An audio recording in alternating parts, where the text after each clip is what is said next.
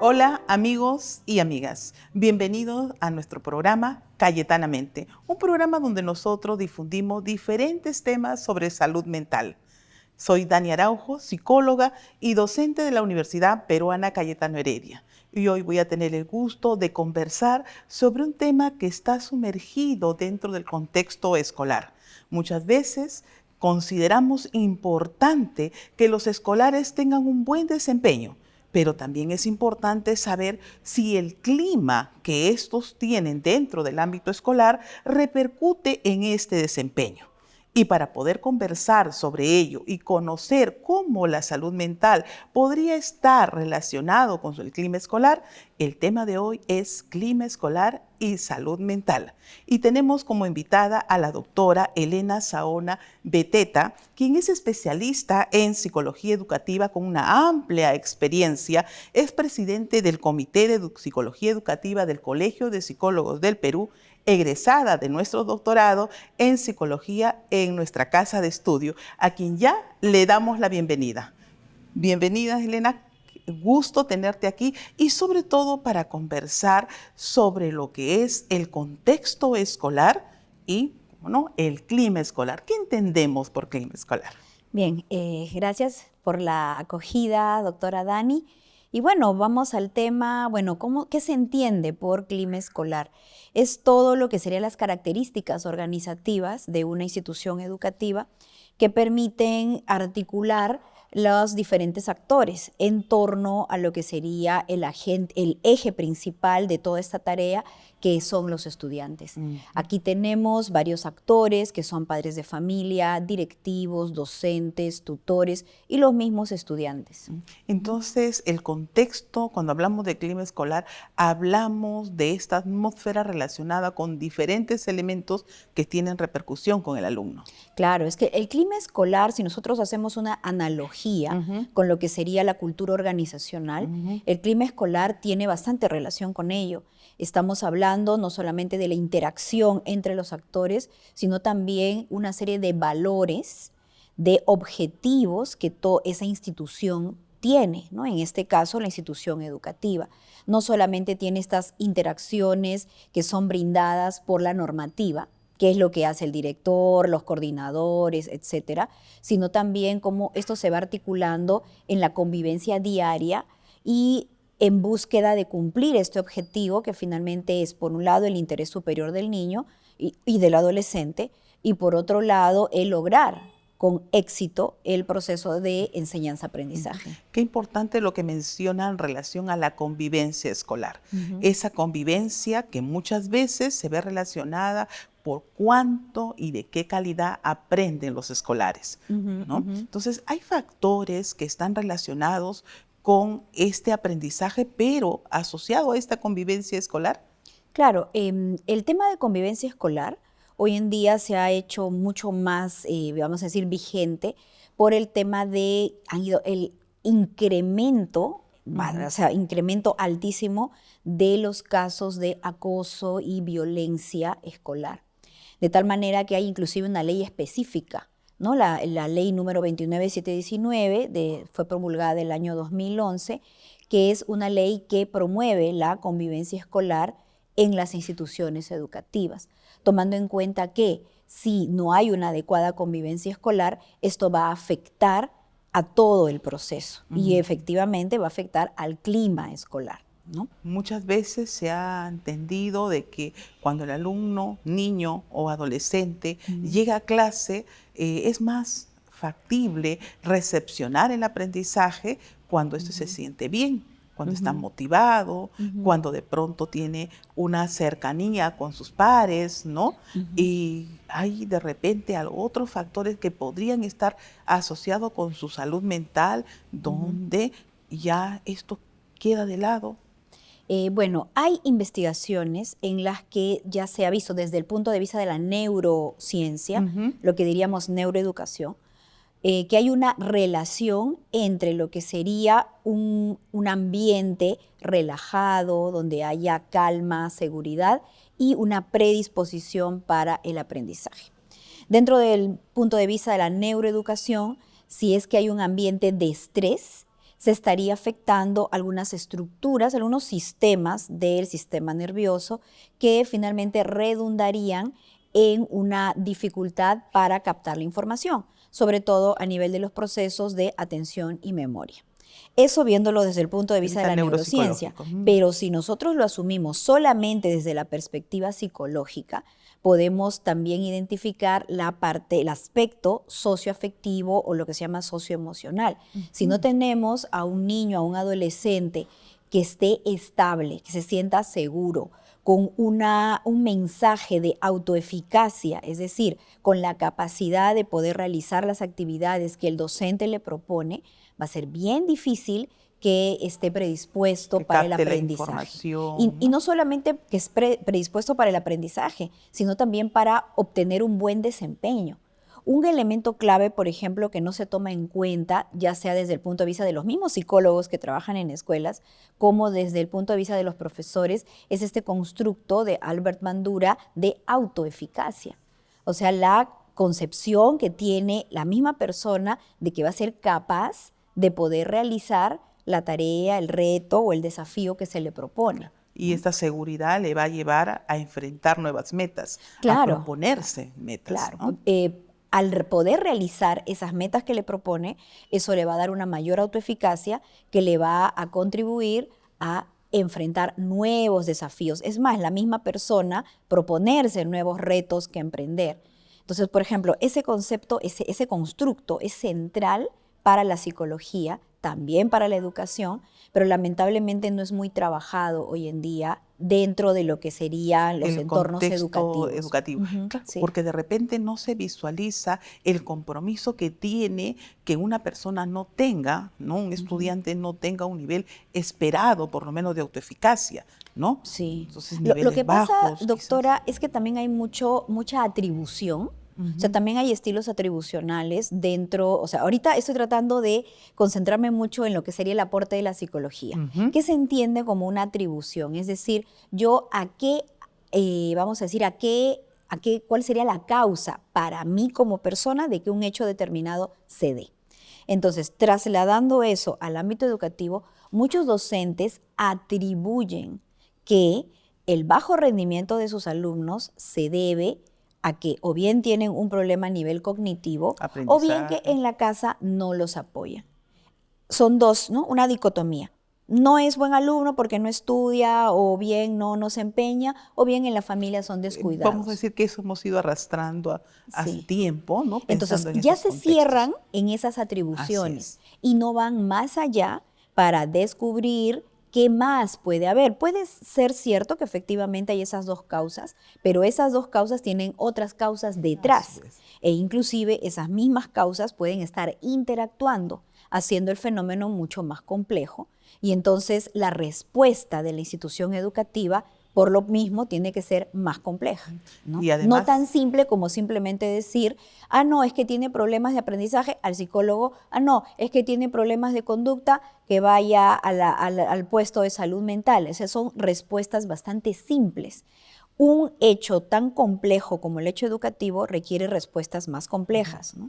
Yo quería agregar que además, teniendo en cuenta las características personales que cada escolar tiene, ¿no? Porque podría topográficamente pensarse que la conducta se manifiesta de determinada manera, pero cada escolar tiene su propia forma de percibirlo y asimilar. Así es. Justamente ahí es donde los psicólogos entramos con esta mirada de ver al individuo, estudiamos al individuo, estudiamos el comportamiento y los procesos cognitivos de las personas, pero siempre dentro de un contexto, ¿no? Y eso es lo que efectivamente todo psicólogo quisiera que en la institución educativa se entendiera el trabajo que hacemos, que no podemos tratar a las personas, por un lado, como si fuera una masa, ¿no? Tenemos que darle un tratamiento individual, pero a la vez también debemos desarrollar, vamos a decir, intervenciones a nivel grupal. Eso me lleva a una situación de ver el rol del psicólogo a lo largo del tiempo, a lo largo de los cambios educativos y sobre todo la respuesta socioemocional que han tenido los escolares, como que ha ido modificándose. ¿No es así? No, hablamos un psicólogo de hace una década, de hace 2 décadas, un psicólogo de pronto actual. ¿Cuál debe ser? ¿Cuál ha sido y cuáles son los cambios que debe tener el psicólogo? Bien, tenemos nombres muy destacados de psicólogos educativos que justamente en esa época fueron como los pioneros, los iniciadores. El doctor Raúl González Moreira, la doctora Violeta Tapia, la doctora Alegría Magluf, el doctor Aníbal Mesa, la doctora Norma Reategui, la doctora Nelly Ugarriza, entre otros. ¿Cuáles son las áreas de intervención en ese entonces con las cuales se inicia la psicología educativa en nuestro país? Estimulación temprana, psicopedagogía, diagnóstico y también grandes diagnósticos, porque no existía un perfil del niño peruano, del adolescente peruano, de lo que serían los diferentes factores. Y también lo que es la elaboración de instrumentos, ya sea de evaluación y también de programas de intervención. Esto redunda en que luego se considere que el psicólogo educativo debe tener un espacio, un puesto, dentro de las instituciones educativas. ¿Y dónde entra? En lo que en ese entonces era OBE, ¿no? De orientación básica del educando. Y que propiamente no direccionaba las funciones para ello. Bien, dentro de esta área de OBE, cada docente, si bien es cierto un docente era la persona titular como director o jefe de OBE, el psicólogo ingresaba ahí para aportar en la atención de los niños, adolescentes, para dar una orientación en esa área. Recordemos que estamos hablando de grandes unidades escolares en las que muchas de ellas tenían los 3 niveles, inicial, primaria y secundaria, y había un psicólogo para cada nivel. Un psicólogo para cada nivel. O sea, estamos hablando de grandes unidades escolares, 3 psicólogos, ¿no? Que tenían los 3 niveles. Muy bien, esto se va desarrollando a lo largo de la década del 80, sigue la década del 90, con lo cual también ya en nuestro país se va un poco delimitando cuál es la función del psicólogo educativo, a la par que ya se van estableciendo las especialidades, psicología clínica, psicología educativa, social comunitaria, y propiamente la psicología educativa. Y propiamente la psicología educativa con ya sus determinadas funciones, sobre todo en lo que era diseño instruccional, psicopedagogía y la psicología escolar. Todo esto, bueno, yo no lo he inventado, sino que está en el libro, resume la gran recopilación que hace el doctor Aníbal Mesa y que está de acceso a todo aquel que quisiera leerla para un poco también encontrar su identidad, porque eso es algo a lo que voy a llegar luego, cómo hemos ido perdiendo identidad como psicólogos educativos. Entonces, estamos en que ya en la década del 80 se establecen con más claridad las áreas de acción de la psicología educativa, que serían los diseños instruccionales, todo lo que tiene que ver con currículum, y un poco el nivel más macro para trabajar a nivel de ministerios, gobiernos regionales. Más institucional, digamos. Más estructural, donde tú puedes contribuir como psicólogo en lo que es la elaboración del currículum, de programas, a todo nivel. Universidad, ministerios, como he mencionado.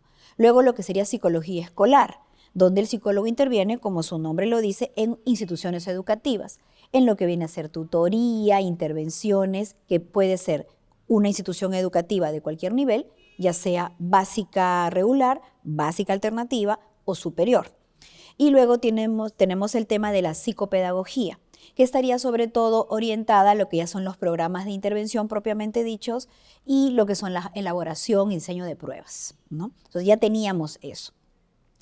Avanza, hay un auge en la psicología educativa y eso se ve en las promociones de las universidades, que eran numerosas en psicología educativa. Egresaban para cumplir esas funciones. Exacto, ya tenían ese rol asignado y había un poco el norte de que tú ya ibas a tener una plaza nombrada, orgánica en las instituciones educativas públicas y también tenías una importante participación a nivel de ministerio, ¿no? Ministerio de Educación sobre todo. Muy bien, esto se va dando, hay un incremento de lo que sería la cobertura de postulantes a psicología educativa, principalmente las 3 grandes que han sido, 4, en privadas, Cayetano y Católica, y en nacionales, San Marcos y Villarreal. Son los que más aportaron con, vamos a decir, porcentaje de alumnos a lo que es psicología educativa. Todo esto cambia cuando en el gobierno de Fujimori en los años 90 se da una segunda reforma magisterial y, bueno, reforma magisterial dentro de una reforma educativa. Que repercute en las funciones del psicólogo. Que repercute no solo en las funciones, sino en la presencia del psicólogo en las instituciones educativas. El año 1995 se cancela la presencia del psicólogo educativo en las instituciones. Es decir, se retira a todos los psicólogos que ya tenían una plaza orgánica con nombramiento y se procede, bueno, a retirarlos, ¿no? Se prescinde de su función y se deja la libertad a las APAFAS de contratar a los psicólogos de acuerdo a la modalidad que APAFA en coordinación con la dirección consideren. Es decir, ya no hay un perfil de psicología educativa que venía desde, vamos a decir, desde el Ministerio de Educación, esas son las funciones. Se podía contratar por 2 veces a la semana, 3 veces a la semana. Esto implicaba que las funciones del psicólogo estaban más orientadas a las necesidades de la institución educativa. Así es. Y esa necesidad, y es más, a unas necesidades que eran arbitrarias, porque antes te contrataba, vamos a decir, el ministerio, con unas funciones que podían ir cambiando de acuerdo a las necesidades estratégicas del ministerio en una mirada global. En cambio ahora es una PAFA que no sabe cuáles son las funciones de un psicólogo educativo y que yo lo he visto porque en esa época la he vivido, podían contratar un psicólogo organizacional. Lo único que querían era que dijera psicólogo. Y ante la ausencia de plazas laborales, los psicólogos, así no fueran educativos, se presentaban a los colegios por necesidad de trabajo. Como que esa visión ha ido cambiando ahora en la actualidad, ¿no? Ahora, esto genera toda una distorsión porque ya no hay un poco la tarea panorámica que podía venir desde el ministerio en función de los objetivos estratégicos educativos como Estado. Lo cual hoy ya no es así. No es así, ¿por qué? Porque del año 95 hay un largo camino en que los psicólogos se organizan, los diferentes colegios de psicólogos se han ido las diferentes juntas directivas de los colegios de psicólogos se han ido organizando para el retorno del psicólogo educativo a las instituciones educativas públicas ante el incremento de pandillas, violencia, el incremento de deserción escolar. Entonces, el año 2011 se promulga la ley 29719 que permite el reingreso del psicólogo para trabajar en instituciones educativas públicas, pero enfocado en lo que es la prevención del acoso escolar y la incentivación de la convivencia escolar. Ahí hay una serie de funciones que ya están estipuladas por la ley y su reglamento, ¿no? Pero sin embargo, estas funciones como que se ponen a riesgo, ¿no?, de cumplir por cuanto la situación de la problemática actual, ¿no?, el panorama que hoy vemos en los colegios, hace que de pronto el psicólogo tenga que dar una mirada un poco distinta, ¿no? Y desde ahí la pregunta a ti como especialista en este caso, ¿cuál es el rol actual? ¿Qué tiene que hacer el psicólogo que ahora tiene la oportunidad de participar directamente ya en los colegios? ¿No? Claro. Lo que pasa es que esta ley, la 29719, y su modificatoria, la 31902, apuntan sobre todo a este aspecto muy específico que es el de acoso y violencia escolar, descuidando un aspecto importante del psicólogo educativo, que es la intervención, o en todo caso la prevención e intervención en todo lo que vendría a ser el aspecto cognitivo. La actual ley se está concentrando sobre todo en el aspecto emocional. Y el psicólogo educativo además no solamente trabaja con personas, sino como lo había dicho al inicio, con contextos. Entonces también hay que trabajar con familias, etcétera. Ahora, ¿qué es lo que cuál debería ser el rol ahorita? El rol actual del psicólogo, por cuanto ahora en este año, ¿no?, se va a reinsertar a todas las funciones dentro de los colegios, la tarea educativa, ¿cómo debe abordar el psicólogo? Ahora, ahí creo que, bueno, voy a dar una idea que de repente puede ser polémica, pero es lo siguiente. El psicólogo educativo, su objetivo no es la salud mental. El objetivo del psicólogo educativo es el desarrollo humano. Entonces, dentro del desarrollo humano hay estos dos aspectos, socioemocional, socioafectivo y cognitivo. Entonces, si nosotros queremos ordenar y reflotar la especialidad de psicología educativa, deberían hacerse los cambios necesarios para que en sus funciones, sin descuidar el aspecto socioemocional que contribuye al aprendizaje, se incluyan funciones importantes en lo que es todo el trabajo de identificación de una problemática a nivel cognitivo y además se permita al psicólogo educativo trabajar de una manera más articulada con los docentes, no solo para la promoción, sensibilización a nivel emocional, a nivel de los casos de acoso, sino también a nivel de la problemática en dificultades de aprendizaje, cómo mejorar, cómo optimizar el proceso de enseñanza-aprendizaje. De ahí se cobra mucha importancia la prevención. Claro. ¿No? Y no sí. solamente en cuanto al psicólogo, en relación directa con el alumno, ¿no? Claro. Sino el psicólogo con los otros elementos, ¿no? Con los otros agentes. O sea, ahorita el psicólogo está dentro de una coordinación mayor, que es la coordinación de bienestar. Un poco diferente a lo que estaba en la época de OVE, ¿no? Que estaba dentro de ese equipo, pero tenía una función e inclusive una autonomía. Hoy en día el psicólogo está supeditado a los acuerdos del Comité de Bienestar o también del Comité de TOE. Pienso que frente a la problemática que se está dando, el psicólogo educativo debería recuperar un poco de autonomía, ¿no? Y además de las tareas que ya realiza de sensibilización, prevención y promoción, abrir ese campo para incluir el aspecto cognitivo y de dificultades del aprendizaje y un tema importante que es el tema de inclusión. El tema de inclusión no se veía al inicio cuando recién estaban los iniciadores de la psicología educativa. Hoy en día es una necesidad. Así es. ¿No? Yo te voy a pedir, Elena, algunas recomendaciones muy direccionadas, ¿no? ¿Qué deben hacer los padres para ser un agente activo? ¿No? ¿Qué deben hacer la institución, los mismos docentes que están en el contexto y forman parte del equipo, ¿no? educativo, ¿no? Y propiamente el psicólogo?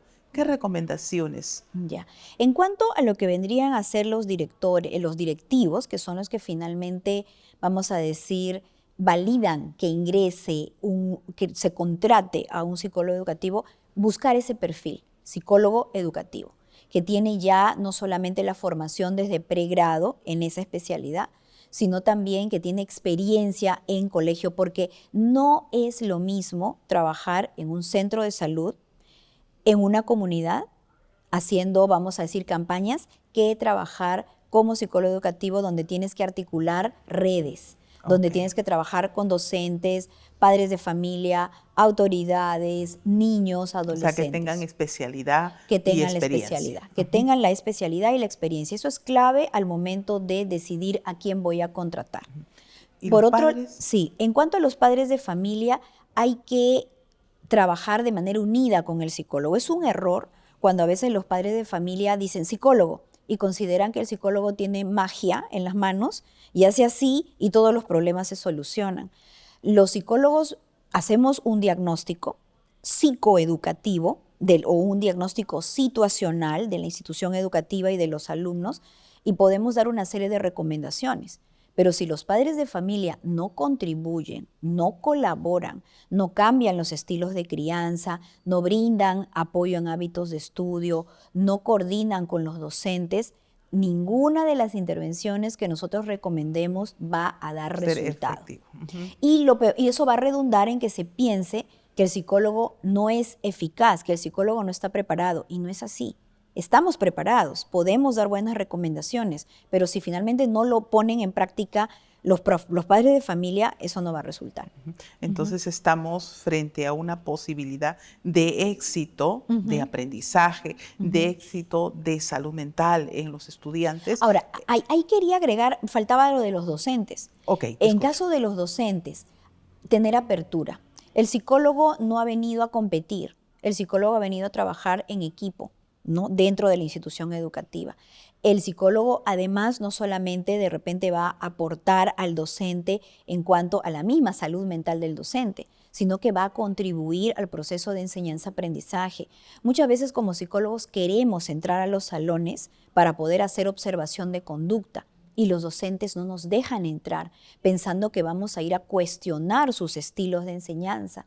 Y lo que queremos es observar al niño cómo aprende para poder dar mejores pautas. Con mayor razón si hay inclusión, porque los niños inclusivos necesitan una observación mucho más detallada para que el docente pueda hacer sus adaptaciones. Entonces, eso también creo que sería algo muy útil que los docentes se comprenda que el trabajo no es de rivalidad o de competencia, sino de complementariedad. Lo que nos lleva a una situación, la estabilidad emocional, ¿no? El estar comprometidos con un trabajo saludable podría ser el éxito para ello.